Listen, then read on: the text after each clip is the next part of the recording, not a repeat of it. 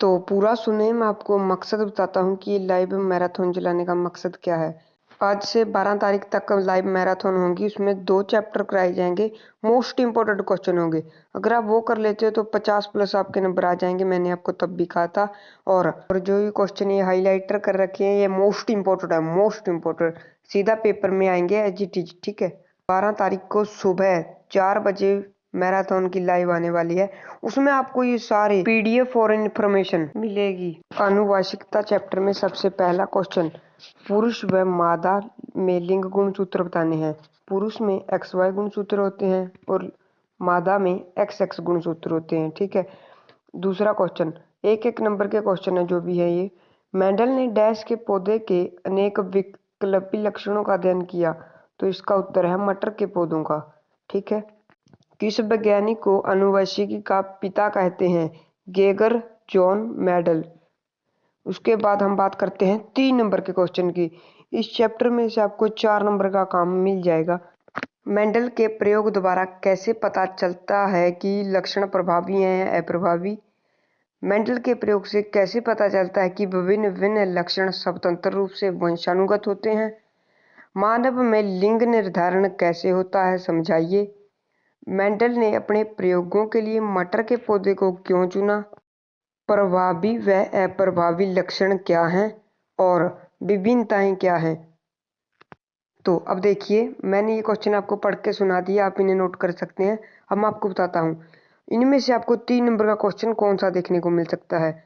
जिन पे मैंने ये हेडलाइट कर रखा है, यानी कि मानव में लिंग निर्धारण कैसे होता है और मेंडल के प्रयोग से कैसे पता चलता है कि लक्षण प्रभावी हैं या अप्रभावी, ये मोस्ट इम्पोर्टेंट है। ये 3 नंबर में आ सकते हैं। यहाँ आपको चौथा, पांचवा, छठा ये क्वेश्चन दिख रहे हैं। इन तीनों में से आपको कोई 2 क्वेश्चन करने हैं, ठीक है।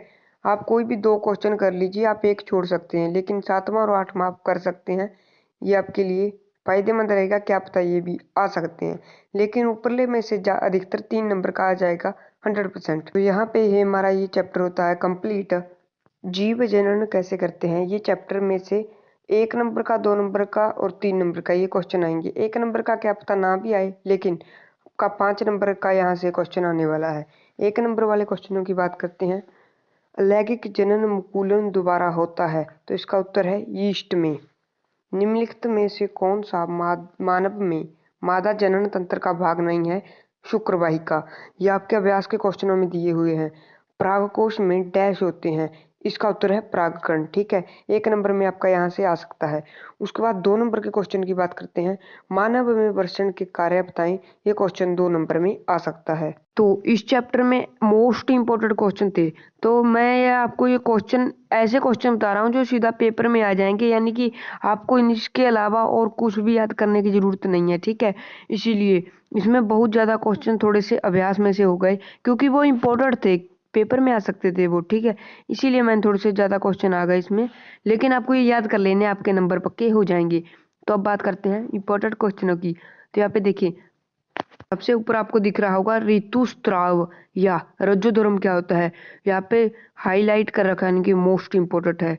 उसके बाद ये तो भाई मोस्ट मोस्ट मोस्ट इम्पोर्टेंट है, पुष्प की अनुदैर्ध्य काट का नामांकित चित्र। तो अब मेरी बात ध्यान से सुनना, पेपर की बात बताता हूँ। या तो आपका पुष्प की अनुदैर्ध्य काट का नामांकित चित्र, या आपका पत्ते की अनुदैर्ध्य काट का नामांकित चित्र। इनमें से एक आपको पक्का दिखेगा पेपर में, 3 नंबर का, ठीक है। आगे बात करते हैं।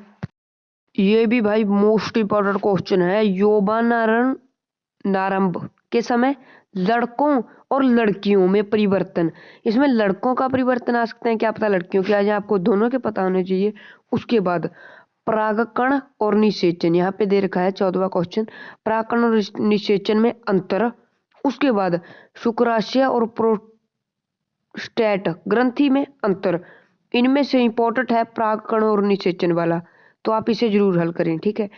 अगला है लैंगिक जनन। लैंगिक जनन की अपेक्षा उसके क्या लाभ हैं, ठीक है। ये क्वेश्चन भी मोस्ट इम्पोर्टेंट है। गर्भ निरोधक युक्तियां अपनाने का कारण, इनके उपाय नहीं कारण कह रहा हूं, ठीक है। उसके बाद मादा जनन तंत्र का नामांकित चित्र, ये भी भाई मोस्ट इम्पोर्टेंट है, क्योंकि एक इसमें से क्वेश्चन आएगा 3 नंबर का चित्र बनाने वाला। वो पुष्पकिनोदरिया काट का भी आ सकता है और मादा जनन तंत्र का भी। उसके बाद आपका लास्ट क्वेश्चन है बीजाणु द्वारा जनन से जीव किस प्रकार लाभदायक है। ठीक है, और अगर आपका मन करे, ये मैं आपको कह नहीं रहा, अगर आप चाहते हैं बीजाणु समास संघ, ये भी मोस्ट इंपॉर्टेंट है अगर आप करना चाहते हो। ठीक है, इसी के साथ ये चैप्टर भी खत्म होता है। पुष्प की अनुदैर्ध्य काट का चित्र ये इस प्रकार से होता है। आगे क्वेश्चन दिखा देता हूँ आपको, ये रहा मानव में लिंग निर्धारण वाले क्वेश्चन में इस प्रकार से चित्र जरूर बनाएं, आपके नंबर पक्के हो जाएंगे। और बीजाणु समांक सम का ये इतना इंपॉर्टेंट है, अगर आप कर लोगे तो आपके पास आज ये सारा दिन है, उनमें आपने ये 20 से 20 क्वेश्चन है का पूरे आपको ये याद करने हैं, ये कोई ज़्यादा नहीं है। इस प्रकार से मैं हर दिन वीडियो बनाता रहूँगा, आपके अच्छे नंबर आ जाएंगे, बिल्कुल भी चिंता मत करें।